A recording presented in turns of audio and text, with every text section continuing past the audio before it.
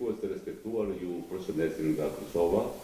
Temat të cilën do ta trajtojmë sot në kuadër të emisionit Ritmi i ditës është shëndesia, respektivisht stomatologjia në komunën e Kosovës.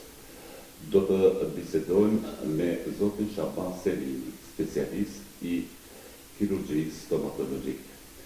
Zotin Shaban, ju dëshirojmë fillimisht mirëseardhje në emisionin Ritmi i ditës në TVMD. Mirësejgjej, është kënaqësi. Do të flasim më vonë për veprimtarinë tuaj, por fillimisht do të doja të flasim pak për jetën studentore. Si fillim, shkollimi fillore kam kryer në shkollën 8 vjeçare Sande Shteriovski këtu në Kërçov. Shkollimin e mesëm në Prishtinë, në shkollën e mesme mjekësore 9 Maj, drejtimi teknik i dhëmbëve, pastaj kam kryer fakultetin e stomatologjisë më në Prishtinë. Pastaj, pas një periudhe 10 vjeçare, kam kryer dhe specializimin në klinikat stomatologjike në Shkup. Me njerë sa po kthyer nga Prishtina, filluat me punë me njerë, apo? Shiqoni, kanë qenë ditë të vështira, kur u ktheva nga Prishtina pas demonstratave. Viteve 81 aty ishin pak ditë të vështira, sidomos për neve që kishim kryer në fakultetin ose mësimet në Prishtinë. Ashtu që detyrova dikun 2 vjet e tepërt të bëj punë vullnetare në Spitalin e Kërçovës dhe me atë kryeva edhe stazhin e praktikantit që në të ardhmen mundem të punoj si i pavarur. Kështu që kanë qenë me të vërtet ajo dekatë nga 81 deri në 90-ën, me të vërtet kanë qenë periudhë vështirë. Atëherë në një kohë kur ndiqeshin të gjithë intelektualët që kishin kryer në Universitetin e Prishtinës. Biles në shumicën e rasteve na thirrnin ashtu haptas. Kthehunin në Prishtinë, ju atje keni kryer, ju pra atje jeni. Në atë mënyrë, mirë po neve një pjesë dërmuese vendosëm, janë mjekët edhe në spitalin këtu shtetëror, që kam kryer në Prishtinë. Edhe unë kam ngula që të ngelem në vendlindje, ashtu që dikun të vitet 90 fillova me privatizmin, me demokracinë, sistemin pluralist, mua aty edhe fillova ordinancën e parë private stomatologjike në Kërçov, dikun të 20 qershor, vitit 1990. Kuptohet, ditë të vështira edhe fillimi, si çdo fillim. Ta përshkrojmë pak fillimin e punës. Shumë i vështirë. Ordinancës Dardania Dena. Shumë i vështirë ka qenë, pajisjet nuk ishin në nivel sa duhet, mundësi të tilla ishin. Por edhe materialet stomatologjike kanë qenë më të kufizuara, besoj.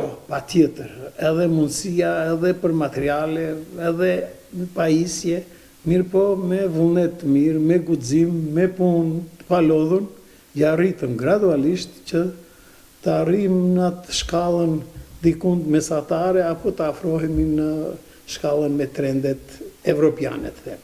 Mirë po, fal punës, guximit dhe punës së palodhur. Në fillim vitet e 90 atëherë ku ju pikërisht e keni hapur këtë ordinancë, edhe edukata stomatologjike e popullatës nuk ka qenë në nivelin që është tani. Ja, ashtu është, nëse e vërtet. Mundem të them se patologjia e dhëmbëve, karjesi dhe anomalit tjera ishin mjaft në nivel të ulët.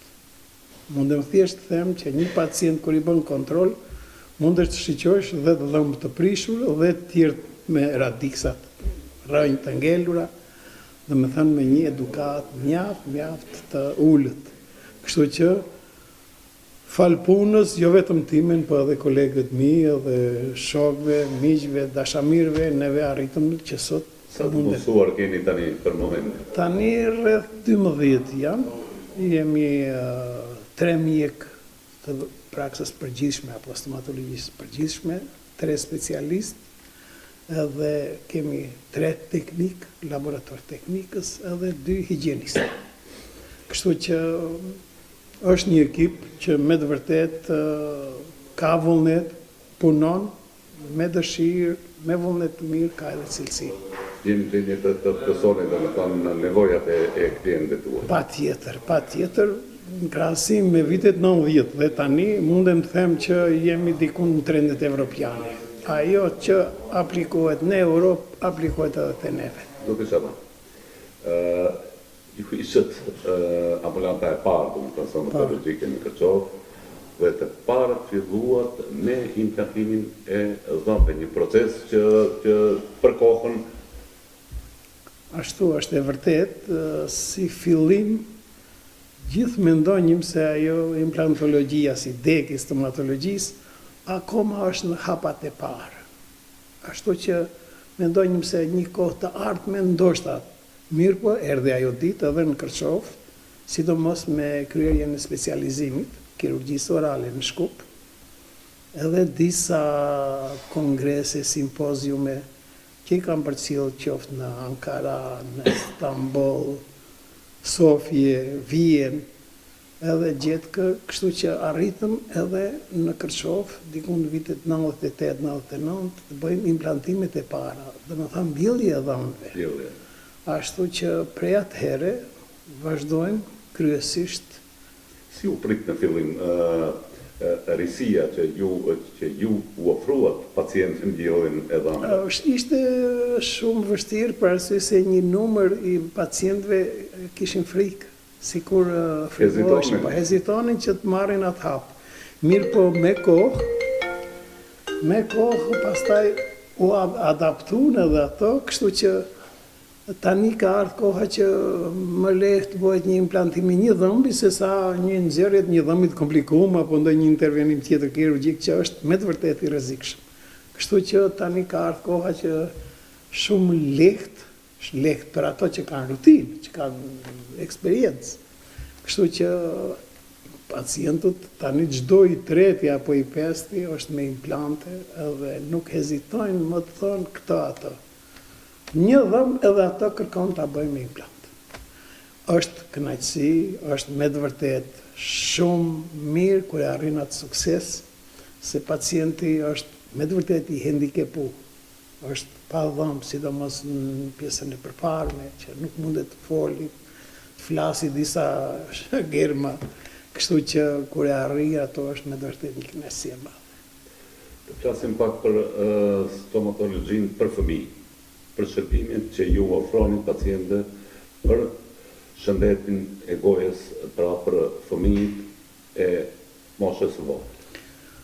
Sa i përket preventivës të fëmijëve, këtu kemi një angazhim maksimal, sidomos nga 2 mjekët, që i përcjellin gradualisht edhe njëkohësisht trajtimin e dhëmbëve, sidomos nga mosha 4 vjeçare, kur fillojnë karijesi i dhëmbëve të paraqitet. Punojnë parresht, ashtu që arrin të fitojnë një grup të pacientëve që vinë shumë lehtë edhe me buzëqeshje në ordinancën tonë. Ato janë 2 mjekët, njëra është praktës e përgjithshme, edhe një është specialiste, kështu që arrim t'i përcjellim çdo ndryshim që ndodh te ato pacientë vegjël, me që ato janë ardhmëria jonë. Kemi një përkushtim të veçantë, sidomos nga mosha 4 vjeçare e këtej. Kur jemi tek klientët, ju keni punë gjatë gjithë periudhës vitit, megjithatë varet një tendenci e kërkesave gjatë periudhës së verës, atëherë kur janë pjesa dërmuese e mërgjimtarëve tanë në vendimje. Po, është e vërtet, mirë po ka edhe një ndryshim në kohët e fundit, edhe mërgjimtarët tanë fillojnë bëjnë termine që nga Zvicra, Gjermania, Italia apo Amerika, ka një trend, ka një lëvizje më të madhe. Mirë po mundohemi që t'jemi korrekt edhe të arrijmë në çdo kohë të shërbejmë. Sidomos me sigurimin e termineve për kurbeçarët që nuk kanë shumë kohë për. Ato gjithsesi në fillim e caktojnë terminin se kur do vinë, po neve me njëri interesohemi kur do largohen, sepse koha na dikton. Shumicën e rasteve edhe e bëjmë një pjesë të shërbimit. Tani shembull edhe pjesën tjetër për periudhën tjetër ose ardhjen e dytë që duhet të vijë. Kemi raste që bëjmë implantimin e dhëmbëve, faza e parë, pas 6 muajve apo 1 viti, kur kthehen e bëjmë fazën e dytë, vendosjen e dhëmbëve dhe ashtu që arrijmë, po mirë, po me të vërtet ka një dyndje të madhe, është sidomos e verës. Ndërsa dimni është një çik më i dobët për shkak kushteve klimatike, kështu që akoma grubeqarët patës mundemi. Të flasim pak për pjesëmarrjen tuaj në aktivitete të ndryshme, qoftë në nivel lokal, shtetëror, por edhe në konferencat ndërkombëtare. Cila është përvoja juaj nga pjesëmarrja në këto? Jeni edhe antar i shoqatës stomatologët? Patjetër. Shiqoni, sidomos mas pluralizmit, filluam që të jemi pak të anashkalu. Nuk kishim vizita si kurse përpara.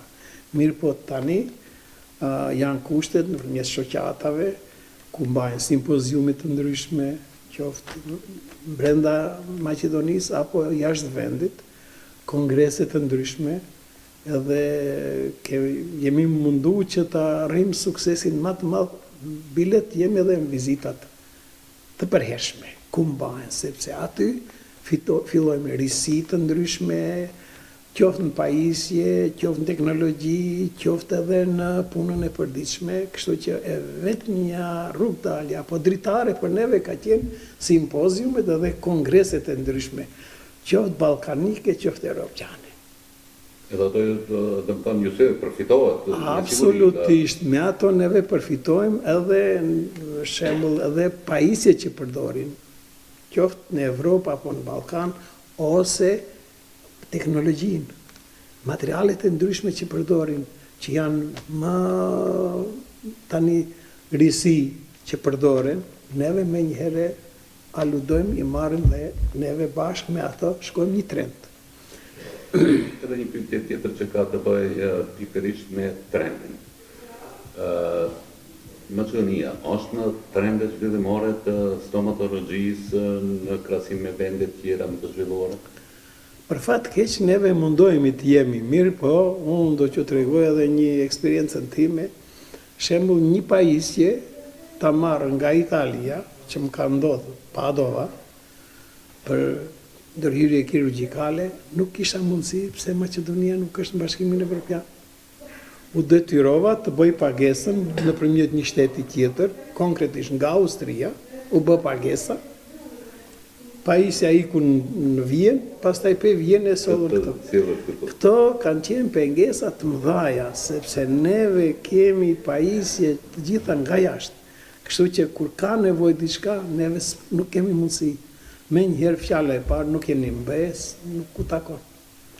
Kështu këto pengesa na kanë lodh mjaft. Të thonë, në të një pyetje të fundit kam, ju keni 2 fëmijë, në të cilët tani jeni edhe kolegë. Po, është e vërtet, edhe kënaqësia më e madhe është për arsye se fëmijët vazhdojnë traditën, e ndoshta edhe do mbesi edhe si biznes familjar, të them. Mirë po, me moshën edhe neve gradualisht duke u tërheq jemi nga profesioni, mirë po kur e len duar të sigurta, sidomos djali edhe vajza, djali ka kry fakultetin edhe specializimin për kirurgjinë orale, vajza është gjithashtu për ortodonsi dhe anomalitë e fëmijëve.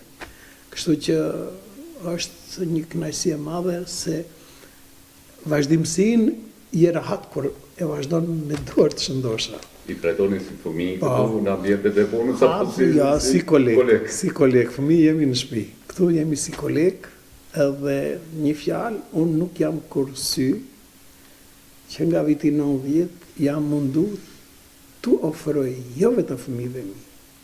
Unë kam këtu mbi 5-6 deri në 10 teknikë dhëmbësh që kanë kontribuar në këtë klinikë, që kanë dhënë mundin e vet.